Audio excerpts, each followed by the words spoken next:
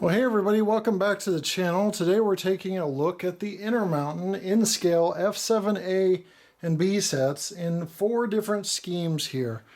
Not only do we have Western Maryland A and B, the circus scheme, we've got Missouri, Kansas, and Texas, also known as MKT, in the green scheme, and Great Northern, the Big Sky blue scheme, and the Union Pacific, the classic Union Pacific, really only Union Pacific scheme I think they really have had, other than slapping the flag on the long hood. But overall, these locomotives are available now for your brick and mortar hobby shops, online retailers, and these are equipped with DCC and LokSound. So in-scalers get sound, which is always nice. And we'll take a look at what you get from each of these models starting next.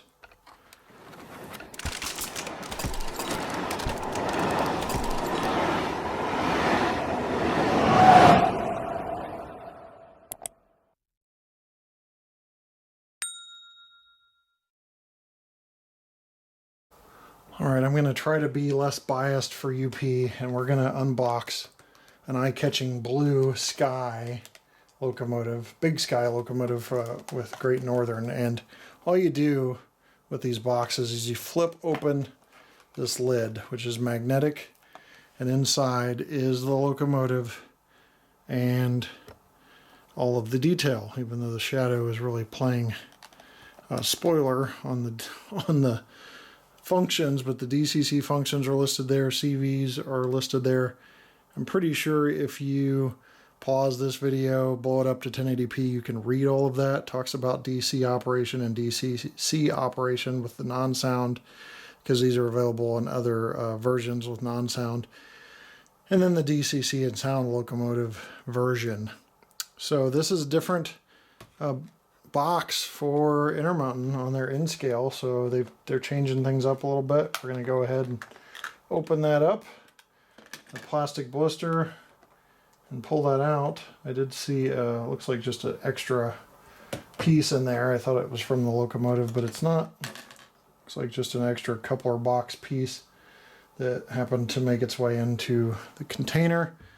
But there you have the Big Sky Great Northern F unit, the A unit, and to show you the B unit, it's the same setup. Just zoom out here, and you can see same sort of setup for unboxing. So I'll pull these both out, and we'll be right back with detail. All right, kind of my first big test with in-scale is when it's zoomed in this far, does it look like HO scale? Are the details that good? And they really are on this locomotive.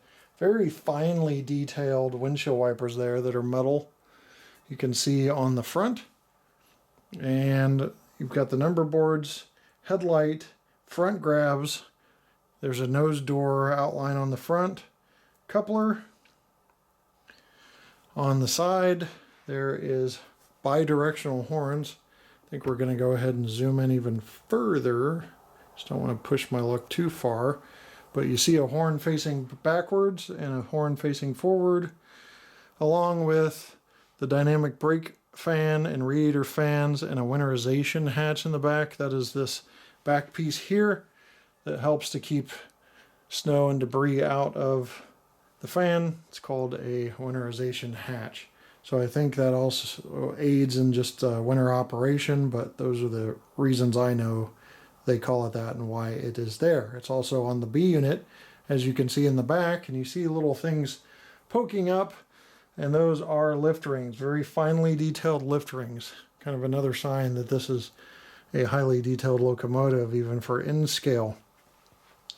Of course, all of the side detail on the metal grills are actually metal, to what I can see.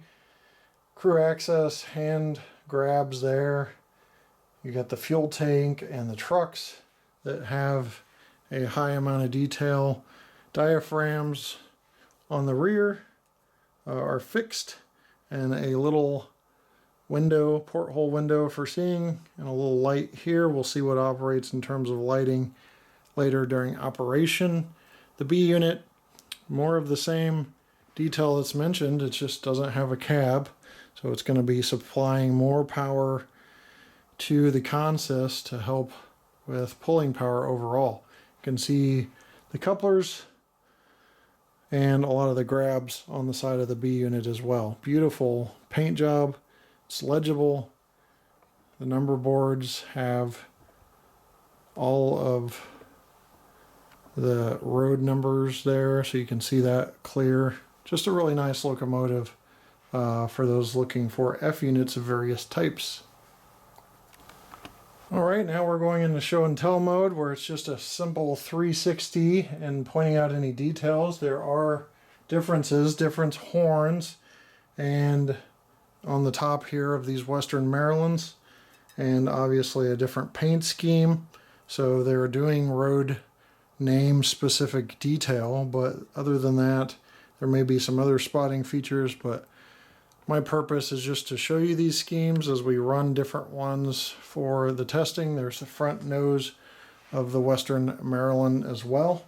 One thing I really do like about Intermountain is they think about people that have a lot of trains, kind of like me, because it makes it so much easier to be able to open up this box and pull out the locomotive with a flip here, and just a removal of the bracing, and the locomotive still has made it intact, and they're in and out of the box as simple as that. I mean, that is just so helpful for people that have stupid amounts of trains like I do.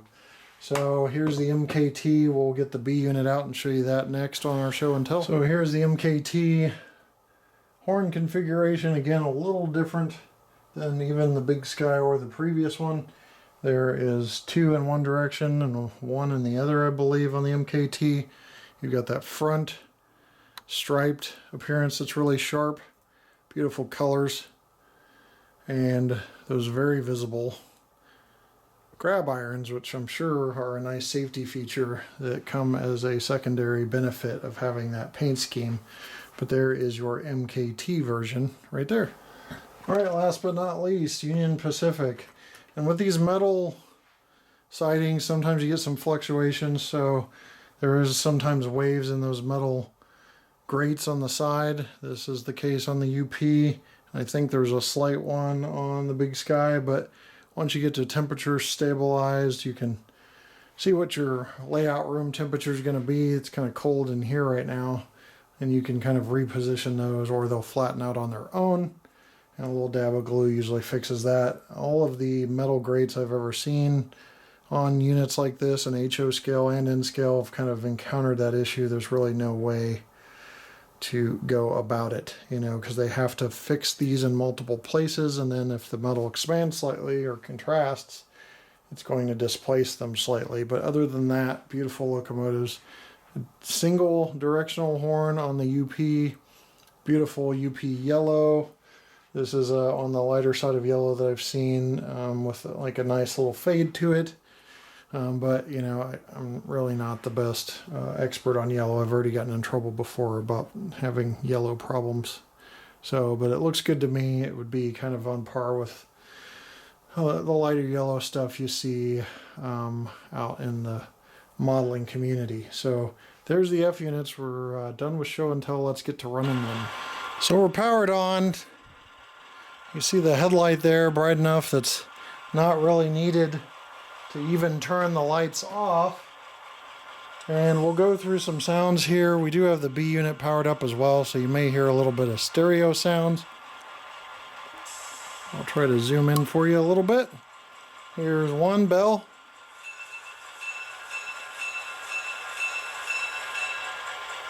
Two horn.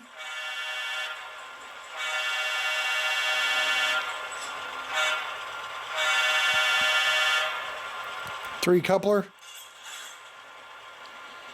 Four is dynamic brake, which usually have to get moving in order to get the dynamic brake to go. So I'll change direction here.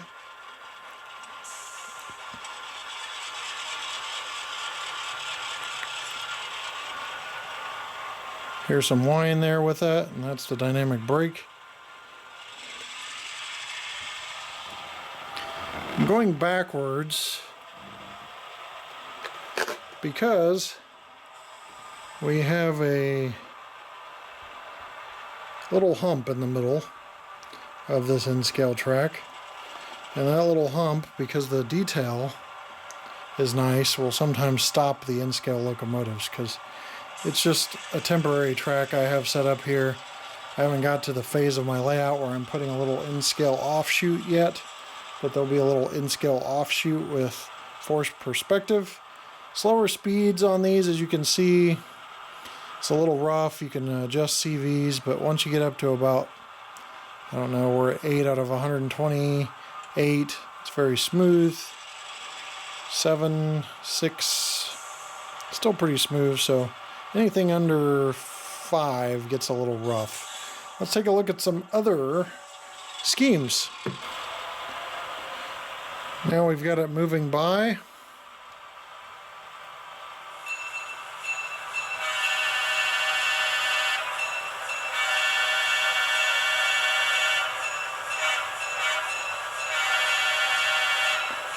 Very responsive, that F2 button on these ESU systems.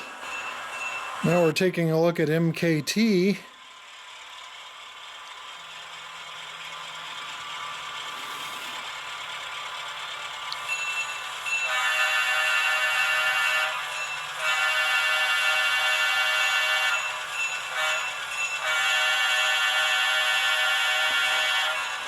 So very neat, and there's even a directional light in the rear, which I'll show you real quick.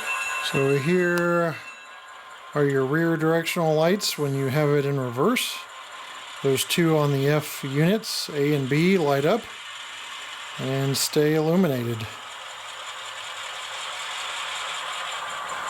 Now you see on this unit there are number boards that I actually lit up by hitting that function. I didn't show you that on previous versions. And the upper nose Mars light, if it's dual headlight equipped, is on F6. So F5's number board is F6 is the upper Mars light if equipped. So that is shown here. Again, another road specific detail from Intermountain. And this is the last of the run-bys of the locomotives. So I hope you enjoyed it. I think it's a nice locomotive set. You buy them separately, but you know, they usually get purchased together.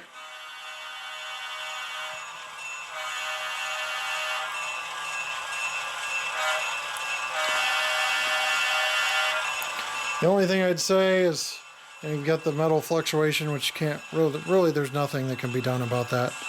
And then the slow speed control could be better, but they're in scale. You've got limited space to work with that. So whatever you think, but I think they're a nice value for what you get. Thanks for watching. We'll see you next time right here on the channel. Many of the products you see in this video are available at trainworld.com. Since 1968, this family-owned business has been serving the needs of the modeling community with 2 New York brick-and-mortar store locations in Brooklyn and Long Island, plus their vast array of online items. Shop 24/7 at trainworld.com.